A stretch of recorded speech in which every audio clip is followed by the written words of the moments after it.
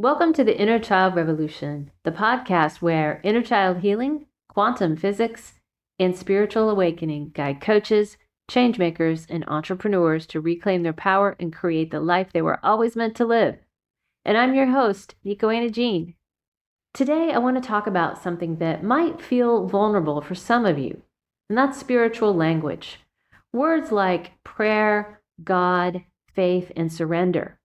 And for a lot of people, these words don't feel safe. They might feel triggering, like reminders of a time when these words were used in ways that caused real harm. And I want to say something important. This doesn't have to come from your family system. You may have absorbed these kinds of wounds from the culture around you, or from what you saw in the world, in media, or in the collective consciousness, and from messages society sent about God, about worthiness, and whether you deserved abundance. Now, the wound might not be personal, but it's real and it's affecting you. So if any of this is landing for you, today's episode is for you. Here's what happens in a lot of families, whether it's explicitly religious or just deeply spiritual in a dysregulated way. A child grows up receiving messages about God that become tangled with shame and judgment, or with threat of punishment. And maybe God was used as a way to control behavior, or maybe prayer was weaponized and turned into a tool of submission rather than connection. Or maybe faith became another way to prove worthiness to a parent who could never be satisfied. The specific theology doesn't matter as much as the dynamic. What matters is that the child's nervous system learned to associate spiritual language with danger and with conditional love, and with a being, God, source, the universe, that might or might not approve of them depending on their behavior. And so prayer becomes triggering, and the word God might make the body tighten. Talking about faith feels unsafe because faith might have been used as a weapon. And even decades later, when that child is now an adult spiritual seeker, the wound is still there. But they want connection with Source, and they want a spiritual path. They want to pray and to meditate and to feel held by something bigger than themselves. But the moment they try to use the language, or the moment they think about praying, something in them slightly recoils. And that's the inner child, still braced and afraid and remembering when those words meant danger. Here's what I see happen so often with people who come to me. They've left the religion, or they've walked away from a church or an organization or a family system that weaponized spirituality. And on one level, that was definitely the right move, and it was protective. But on another level, they're spiritually starving because they can reject a system, but you can't actually reject your hunger for connection with Source, and that doesn't go away. It just goes underground, and it shows up as emptiness or as a sense that something is missing. And as envy when they see other people who seem at peace with their spirituality. So they start searching, they find new spiritual teachers, they read about manifestation in consciousness, they want to meditate, and they want to pray. But their nervous system won't let them, because prayer, even the word, still feels like it means surrender to a being that can hurt them. And meditation feels too much like the spiritual practice that was weaponized in their childhood home.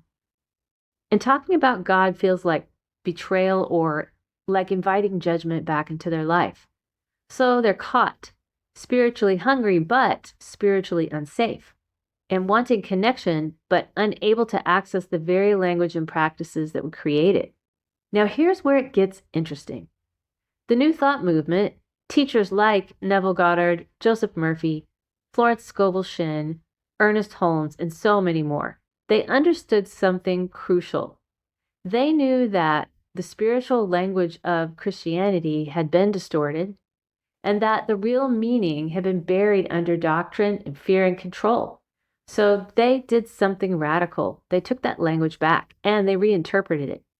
They showed that prayer wasn't begging a distant, judgmental God for favors, but prayer is communion, it's connection, it's alignment with an infinite intelligence that is not separate from you. They showed that the Bible wasn't a book of rules and punishments. It's a manual of manifestation. The kingdom of God wasn't somewhere out there in the afterlife. It's a state of consciousness available to you right now. Ask and ye shall receive wasn't about praying to an external being who might or might not grant your wishes. It's about aligning your consciousness with what you desire and allowing it to manifest.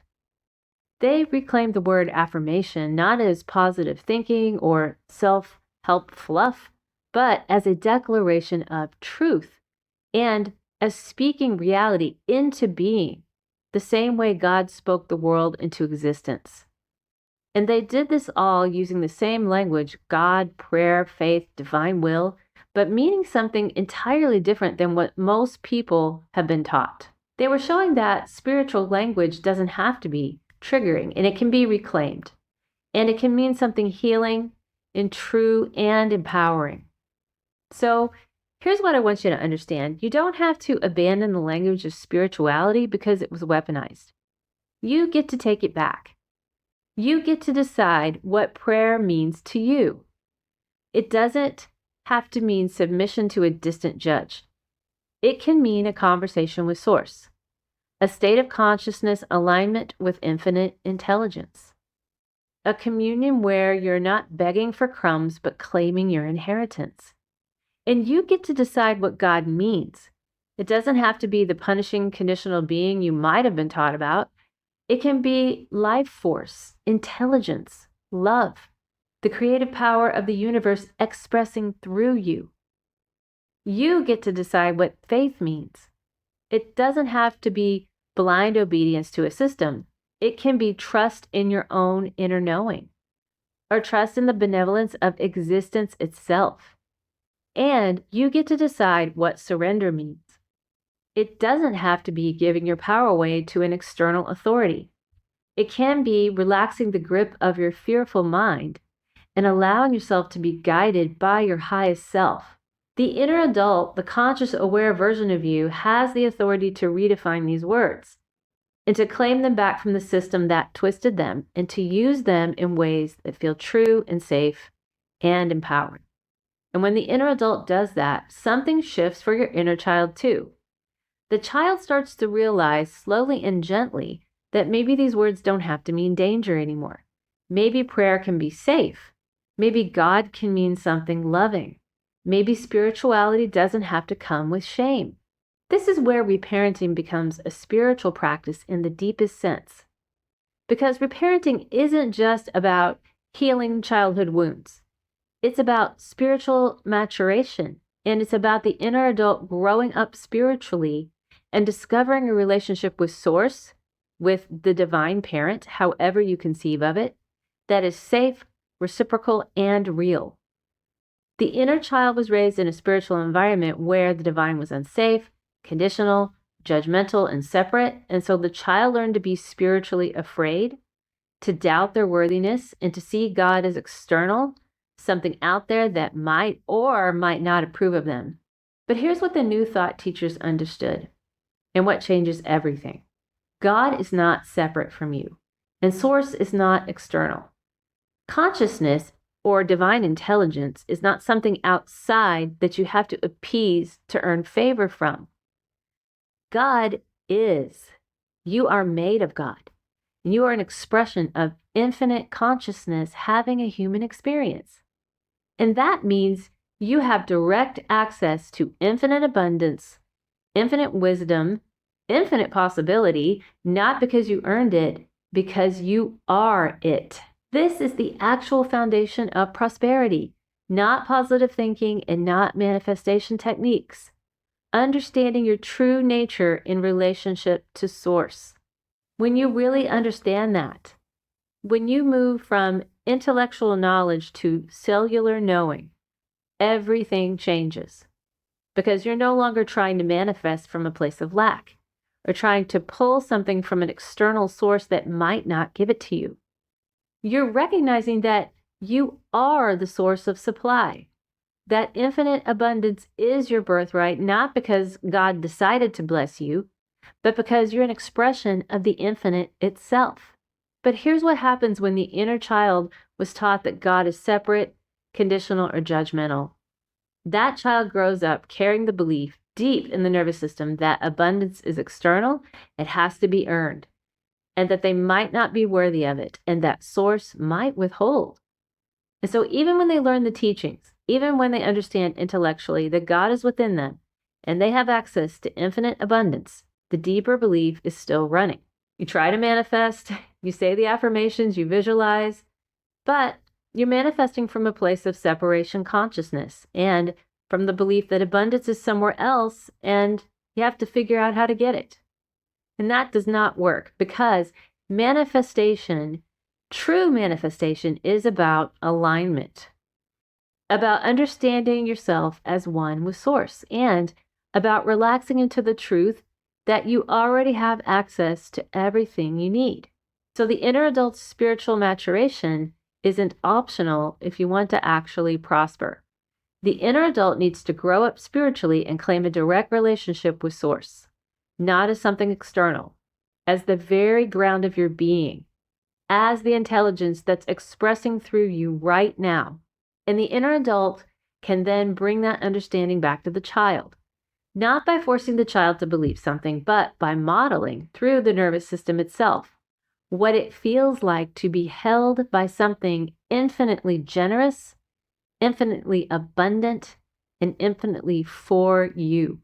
When the child feels that safety, and when the child learns that God or Source is not conditional but fundamental to who they are, everything shifts. That's when true prosperity becomes possible, not just financially, but in every dimension of your life. That's spiritual maturity, and that's what it means to spiritually reparent. Now, I want to speak directly to the coaches and entrepreneurs listening because this matters for you in a very specific way. A lot of you got into this work because you're spiritually oriented and you believe in consciousness. You believe in the power of energy and intention and manifestation, and you want to help people heal and awaken. But if there's unhealed religious trauma running underneath it all, and if your inner child still flinches at certain words or practices or the idea of surrender, that's going to affect how you show up in your work. And it'll affect how you charge, because you might feel like asking for payment for spiritual work is greedy or ungodly. It will affect how you receive, because part of you might feel unworthy of abundance, believing on some level that you haven't proven yourself to God or the universe. It'll affect how you lead, because if you're still carrying the wound of a dysregulated spiritual authority figure, you might unconsciously replicate that dynamic with your clients. Or you might go in the opposite direction and refuse any sense of spiritual authority or responsibility.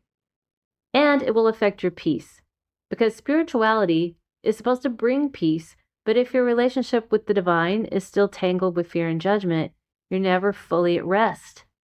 So the work here is not intellectual, and it's not learning the right spiritual teachings or reading the right books.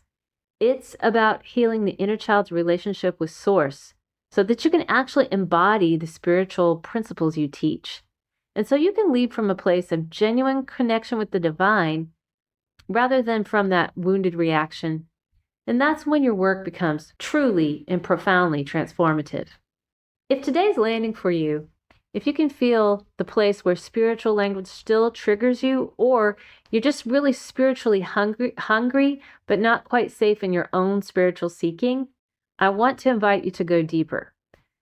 When I talk about toxic cycles, I'm not just talking about family dynamics. I'm talking about how unhealed spiritual wounds follow us into adulthood and affect everything: our relationships, our business, our peace, our ability to actually receive the abundance and connection we're seeking.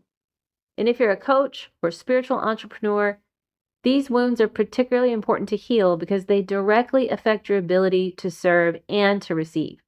In my free masterclass, The 4-Step Method to Break Toxic Cycles and Become the Coach You're Meant to Be, I walk you through how the inner child is quietly running your business, or trying to, and in some cases stopping you from pursuing it altogether, and how inner child reparenting helps you heal these patterns at the root so you can lead with genuine spiritual authority and peace.